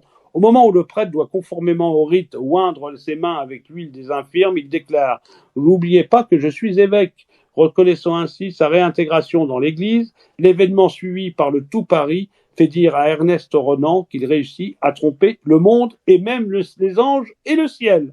Lorsqu'il apprend que Talleyrand est à l'agonie, le roi Louis-Philippe décide, contrairement à l'étiquette, de lui rendre visite. « Sire, murmure le mourant, c'est un grand honneur que le roi fait à ma maison. » Il meurt le 17 mai 1838 à 15h35 ou 15h50, selon les sources, après avoir nommé Adolphe Fourier de Bacourt son exécuteur testamentaire.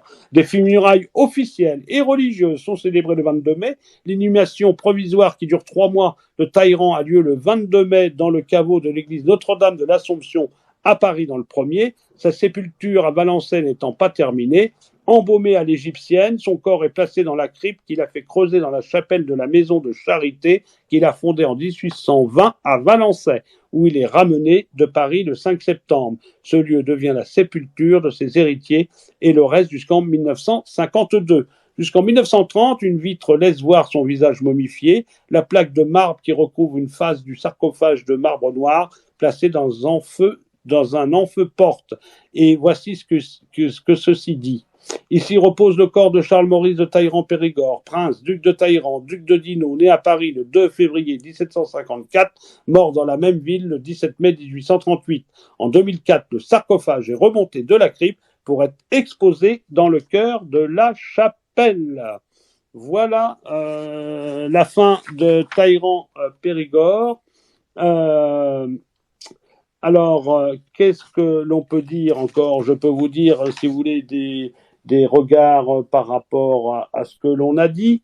Par exemple, Napoléon réprimait à propos de Talleyrand des opinions contrastées si l'on se rapporte au jugement de l'empereur à Sainte-Hélène, tel que Las Cases les a transcrits. L'empereur déchu conserva un mépris profond pour le plus vil et le plus corrompu des hommes, usant de moyens odieux, coquins, qui traitent ses ennemis comme s'il devait un jour se réconcilier avec eux, et ses amis comme s'ils devaient devenir ses ennemis. En revanche, il reconnaissait en lui un esprit éminent, possédant des talents supérieurs et un homme d'esprit et d'avenir. Du côté des ultras, François-René de Chateaubriand exprime à chaque occasion dans ses mémoires tout le mal qu'il pense de Talleyrand. Ces faits historiques les plus curieux du monde ont été généralement ignorés. C'est encore de même qu'on ne s'est informé une opinion confuse des traités de Vienne relativement à la France. On les a cru l'œuvre inique d'une troupe de souverains victorieux acharnés à notre perte. Malheureusement, s'ils sont durs, ils ont été envenimés par une main française. Quand Monsieur de Talleyrand ne conspire pas, il trafique. Alors, maintenant, Charles de Rémusat, qui a fréquenté le salon de Talleyrand, grand ami de sa mère, Madame de Rémusat, écrit dans ses mémoires: Je n'ai jamais eu de goût pour Monsieur de Talleyrand. Je rabats beaucoup de l'admiration convenue qu'on portait au trait de sa conversation. Ses grands airs me paraissaient dignes du théâtre. Ses grâces étaient pleines d'affêterie. Je ne l'en garde pas moins comme l'un des hommes supérieurs de son temps, le seul peut-être des Français, mais contemporains, à qui doivent rester le titre d'homme d'État. Son immoralité célèbre ne dépassait pas beaucoup la pratique de la philosophie d'Helvétius, renforcée par des traditions de l'Ancien Régime. Elle n'excluait pas en lui quelques-unes de ses grandes qualités du caractère, une certaine moralité dans l'esprit, le goût des grandes choses, le sentiment du bien public, le désir de se faire un nom. Tout est rare, même chez beaucoup des plus honnêtes que lui. Ce sont les vices et les habitudes de sa vie privée qui ont corrompu sa vie politique. Dans la direction générale, il a été louable. Ce qui nuira à sa mémoire historique, c'est qu'il n'a rien fondé, rien ne subsiste qui vienne de lui. Victor Hugo, dont le parcours politique est un chemin du légitimisme au républicanisme, écrit à l'occasion de sa mort: C'était un personnage étrange, redouté et considérable. Un jour, je le vis, il me dit: Regardez ce que je lis, monsieur Hugo. Et je voyais le prince, bien sûr, de Machiavel, mais aussi Richelieu et aussi Mazarin. Voyez, ce que je vous ai dit plus tard. Voilà des grands ministres, disait-il. J'espère un peu me rapprocher d'eux. Il s'appelait, bien sûr, cet homme-là, Charles-Maurice de Périgord. Il était noble comme Machiavel, prêtre comme Gondy, défroqué comme Fouché, spirituel comme Voltaire et boiteux comme le diable. On pourrait dire tout en lui que tout en lui boitait comme lui. La noblesse qu'il avait faite servante de la République, la pétrise qu'il avait traînée au champ de Mars, puis jetée au ruisseau, le mariage qu'il avait rompu par 20 scandales et une séparation volontaire, l'esprit qu'il déshonorait par la bassesse.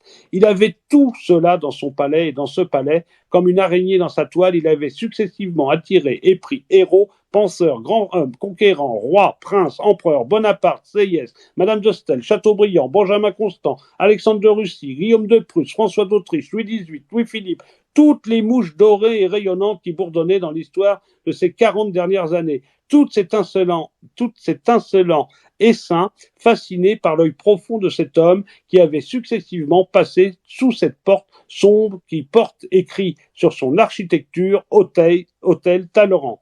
Eh bien, avant-hier, le 17 mai 1838, cet homme est mort. Des médecins sont venus et ont embaumé le cadavre. Pour cela, à la manière des Égyptiens, ils ont retiré les entrailles du ventre et le cerveau du crâne. La chose faite, après avoir transformé le prince de Talleyrand en momie et cloué cette momie dans une bière tapissée de satin blanc, ils se sont retirés, laissant sur une table la cervelle, cette cervelle qui avait pensé tant de choses, inspiré tant d'hommes, construit tant d'édifices, conduit 2 révolutions, trompé 20 rois, contenu le monde, les médecins partis, un valet est entré. Il a vu qu'ils y avaient laissé. Tiens, ils ont oublié cela, qu'en faire? Il s'est souvenu qu'il y avait un égout dans la rue, et il y est allé et a jeté le cerveau dans cet égout. Voilà ce qu'a dit Victor Hugo. Ainsi, une anecdote circule à l'époque selon laquelle Louis-Philippe étant venu le voir sur son lit de mort, Talleyrand lui aurait dit « Sire, je souffre comme un damné ». Déjà, aurait murmuré le roi, le mot emprunté par Michel Bouvard est invraisemblable, Michel Philippe Bouvard, mais il a couru très tôt. L'anecdote rappelle ce mot par lequel le diable aurait accueilli Talleyrand en enfer. « Prince, vous avez dépassé mes instructions », lui aurait dit le démon. De son vivant, Talleyrand se défendait rarement lui-même des attaques, mais il arrivait que ses amis le fissent pour lui, comme Alphonse de Lamartine, qui est honoré de Balzac. Certains princes qui n'est manchot que du pied, que je regarde comme un politique de génie, et dont le nom grandira dans l'histoire, dira Balzac dans son contrat de mariage. Voilà. Donc on va arrêter plus ou moins Talleyrand. Je vais vous parler un peu de la finance. Il a marqué l'administration par son système libéral anglais, son modèle. Avant la Révolution, c'est sa spécialité, et ses interventions au début de la Révolution portent toujours sur ce sujet. Talleyrand rentre dans le monde des affaires en devenant agent général du clergé, en une époque de crise financière. Il défend les biens qui lui sont confiés et cède au roi lorsque c'est nécessaire, anticipant la demande de la couronne en proposant un don conséquent. Il cherche à rationaliser la gestion des biens colossaux du clergé, marquée par une importante inégalité entre ecclésiastiques. Il obtient l'augmentation de la portion congrue. Avant la Révolution, avec son ami Mirabeau, il entre dans le monde des affaires sans qu'il reste beaucoup de traces de ses tentatives. Emmanuel de Varesques signale la connaissance profonde qu'il a de la spéculation sur la fluctuation de la monnaie. Influencé par Isaac Panchaud, Talleyrand s'implique dans des établissements qu'on appellera une caisse d'amortissement. La caisse d'escompte est créée par Panchaud en 1776.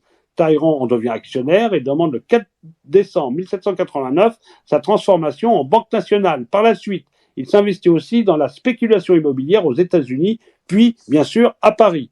Durant toute sa carrière, il insiste sur la certitude que les prêteurs doivent avoir sur le fait que l'État paie toujours ses dettes afin de permettre aux gouvernants de recourir à l'emprunt. Cet art moderne de procurer à l'État, sans forcer les contributions, des levées extraordinaires d'argent à un bas prix et d'en distribuer le fardeau sur une suite d'années. Pour lui, les créanciers de l'État ont payé pour la nation à la décharge de la nation. La nation ne peut, dans aucune hypothèse, se dispenser de rendre ce qu'ils ont avancé pour elle. Autrement dit, une nation comme un particulier n'a de crédit que lorsqu'on lui connaît la volonté de la faculté de payer, dira Talleyrand.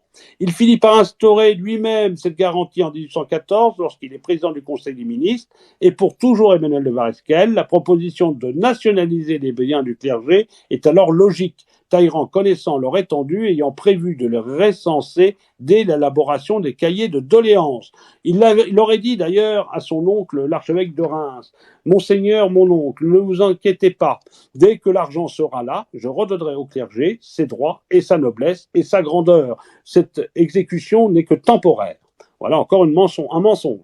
Talleyrand et Isaac Panchaud élaborent la partie concernant la caisse d'escompte du plan de Charles-Alexandre de Calonne. Talleyrand apporte également sa contribution à plusieurs parties de ce plan qui vise à rétablir les finances du royaume en supprimant les barrières douanières intérieures et simplifiant l'administration, ce que Louis XVI acceptera, en libérant le commerce et en rationalisant les impôts. Calonne étant remercié, ce plan n'est jamais mis en application que partiellement par le roi. Talleyrand, qui n'a pas oublié de profiter financièrement de sa proximité avec le ministre des Finances, reprend largement les propositions économiques et financières du plan de Calonne lors de la rédaction des cahiers de doléances de l'évêché d'Autun. Voilà. Alors, il y a aussi, bien sûr, n'oublions pas son équilibre diplomatique, avec ses premières visites en Angleterre, dès 1792, dès qu'il s'exile. Il envoie la Convention à mémoire, dans laquelle il s'expose ses vues, il développe quels principes doivent désormais fonder le système d'alliance de la République. Il ne s'agit pas pour la France, État puissant, de nouer des liens de défense avec des nations d'importance négligeable. Il n'est pas question non plus, sous prétexte d'aider ces nations à vouloir les assujettir, il importe à présent de concourir, de les aider à préserver leur liberté acquise sans rien attendre en retour. De là découle l'idée que la France doit rester circonscrite dans ses propres limites. Elle le doit à sa gloire, à sa justice, à sa raison, à son intérêt et à celui des peuples qui seront libres pour elle, dit-il. Pour ce qui est du Royaume-Uni, une alliance diplomatique aurait peu de chances d'aboutir et n'aurait guère d'utilité, déclare-t-il. La France doit plutôt développer avec sa voisine des rapports d'industrie et de commerce, car ce pays est bien avancé sur nous, dira-t-il. Dans ce but, il serait de leur intérêt commun de lutter contre la prépondérance espagnole en Amérique du Sud qui nous fait concurrence, et de cette nouvelle Amérique qui ne va cesser de grandir. Voilà, il est quand même visionnaire. Après une révolution, conclut-il, il faut ouvrir de nouvelles routes de l'industrie. Il faut donner des débouchés à toutes les passions. Cette entreprise réunit tous les avantages. Si ce qui nous importe, c'est la diplomatie, les relations entre les États, que nous soyons république, empire ou monarchie, cela importe peu. Seul compte la France et son influence sur les autres États européens. Pour Metternich, lui, Talleyrand est un politique au sens le plus éminent et comme tel est un homme à système. Ces systèmes ayant pour but de rétablir un équilibre européen, prenez dès ses débuts diplomatiques dès 1791, dira Metternich. Mais Pour lui, il a détruit tous les traités, dont celui de Westphalie de 1648. Alors voilà ce qu'il dit d'ailleurs Talleyrand pour ses instructions pour les ambassadeurs du roi au Congrès. Une égalité absolue des forces entre tous les États, outre elle ne peut exister des points nécessaires à l'équilibre politique et lui sera peut-être à certains égards nuisible. Cet équilibre consiste dans un rapport entre les forces de résistance et les forces d'agression réciproque des divers corps politiques. Une telle situation n'admet qu'un équilibre tout artificiel et précaire qui ne peut durer qu'autant que quelques grands États se trouvent animés d'un esprit de modération et de justice qui les conserve. Voilà. Alors, je vais terminer quand même. Je ne vais pas vous laisser parce qu'il est quand même déjà 11h20 et on va conclure le Space dans quelques minutes pour justement passer à un autre salon. Hein. C'est Talleyrand et les femmes. Hein. Être étudiant au séminaire n'empêche pas Talleyrand de fréquenter ostensiblement une actrice de la Comédie Française, Dorothée Dorinville, Dorothée Luzy pour la scène, avec qui il se promène sous les fenêtres du séminaire. Cette relation dure pendant 2 années, de 18 à 20 ans. Voilà. Ses parents l'avaient fait entrer malgré elle à la comédie, dira Talleyrand. J'étais malgré moi au séminaire. Grâce à elle, je devins même pour le séminaire plus aimable, ou du moins plus supportable, et je supportais moi-même le latin et l'austérité de ces lieux. Les supérieurs avaient bien pu voir quelques soupçons à mon égard, mais l'abbé Couturier leur avait enseigné l'art de fermer les yeux. D'ailleurs, moi, je ne les fermais point quand elle était avec moi. Voilà, les femmes prennent très tôt une grande importance dans sa vie, importance qui sera constante, intimement, socialement et politiquement jusqu'à sa mort. Parmi ces femmes, il entretient toute sa vie une amitié teintée d'amour avec un petit globe à qui il reste fidèle. Ainsi, ses mémoires ne mentionnent l'avènement de Louis XVI que sous cet angle. C'est du sac de Louis XVI que datent mes liaisons avec plusieurs femmes que leurs avantages dans ce genre différent rendaient remarquables et dont l'amitié n'a pas cessé un moment de jeter du charme dans ma vie. C'est de Madame la Duchesse de Luynes, de Madame la Duchesse de Fritz James et de Madame la Duchesse de Laval que je veux parler. Voilà, donc quand même, il fréquentait quand même de beaux mondes. Il a une maîtresse, la comtesse Adélaïde de Flao, avec qui il vit pratiquement maritalement et qui lui donne au moins un grand jour un enfant en 1785, le fameux Charles de Flao, qui est son bâtard. Madame de Staël a une brève aventure avec lui. Talleyrand dira plus tard qu'elle lui a fait toutes les avances, sollicitées bien sûr des États-Unis par Talleyrand, qui scandalise la Société de Philadelphie en s'en promenant au bras d'une magnifique négresse.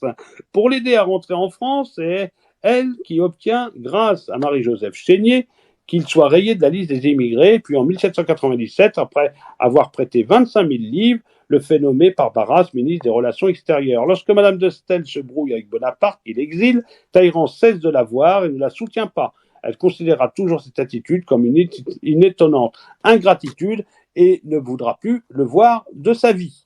Voilà. Il demande même en mariage Agnès de Buffon, qui lui oppose un refus, ne pouvant se résoudre à épouser un évêque. Voilà, donc il a eu beaucoup de relations féminines.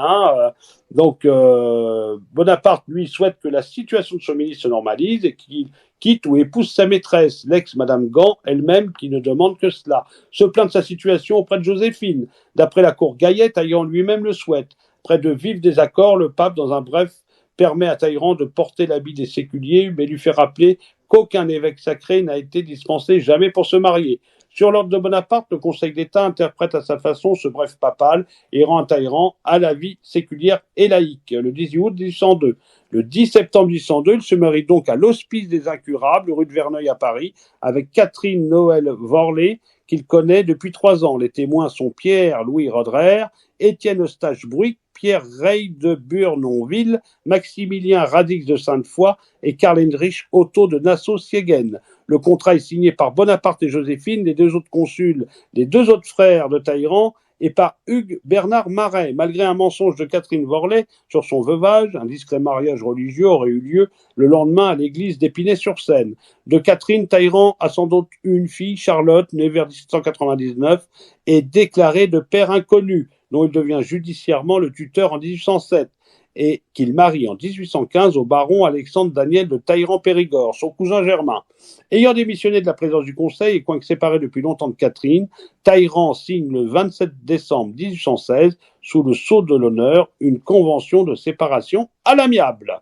Voilà, Donc, il a, bien sûr, au congrès de Vienne, hein, alors qu'il a quand même, il est âgé au congrès de Vienne, hein, eh ben, on le voit avec Dorothée de Périgord à 21 ans, et donc avec qui il couche. Hein, donc c'est une carrément pratiquement sa nièce, hein, et il en fait sa maîtresse. Hein. Donc voilà.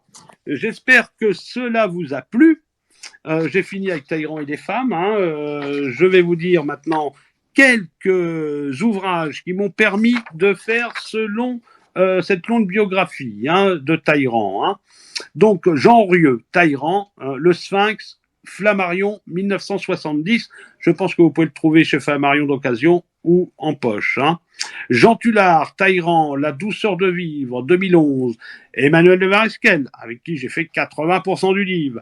Talleyrand, hein, donc le fameux Le Prince immobile, hein, d'Emmanuel de Varesquel. André Castello, j'ai pris quelques morceaux de son livre. Talleyrand, hein, ou le libéralisme, 1997 chez Perrin. Et bien sûr, ces mémoires de Talleyrand que j'ai pu voir avec les cotes, hein, je vous dirai pas les cotes parce qu'il y en a à peu près 200, aux archives nationales, hein, et bien sûr au ministère des Affaires étrangères, mais je n'ai pas pu trop y accéder. Et bien sûr, 2 films, Le souper d'Édouard donc Molinaro avec Claude Rich, hein, dans le rôle de Talleyrand, et Claude Brasseur dans le rôle de Fouché, et bien sûr le très grand Sacha Guitry, Le diable boiteux. Eh ben écoutez, j'espère que cela vous a plu. J'espère que vous avez vécu un bon salon Histoire de France sur la biographie de Talleyrand. Nous espérons que l'histoire sur Talleyrand vous aura plu. Nous vous donnons rendez-vous pour une nouvelle histoire de France. Merci à tous.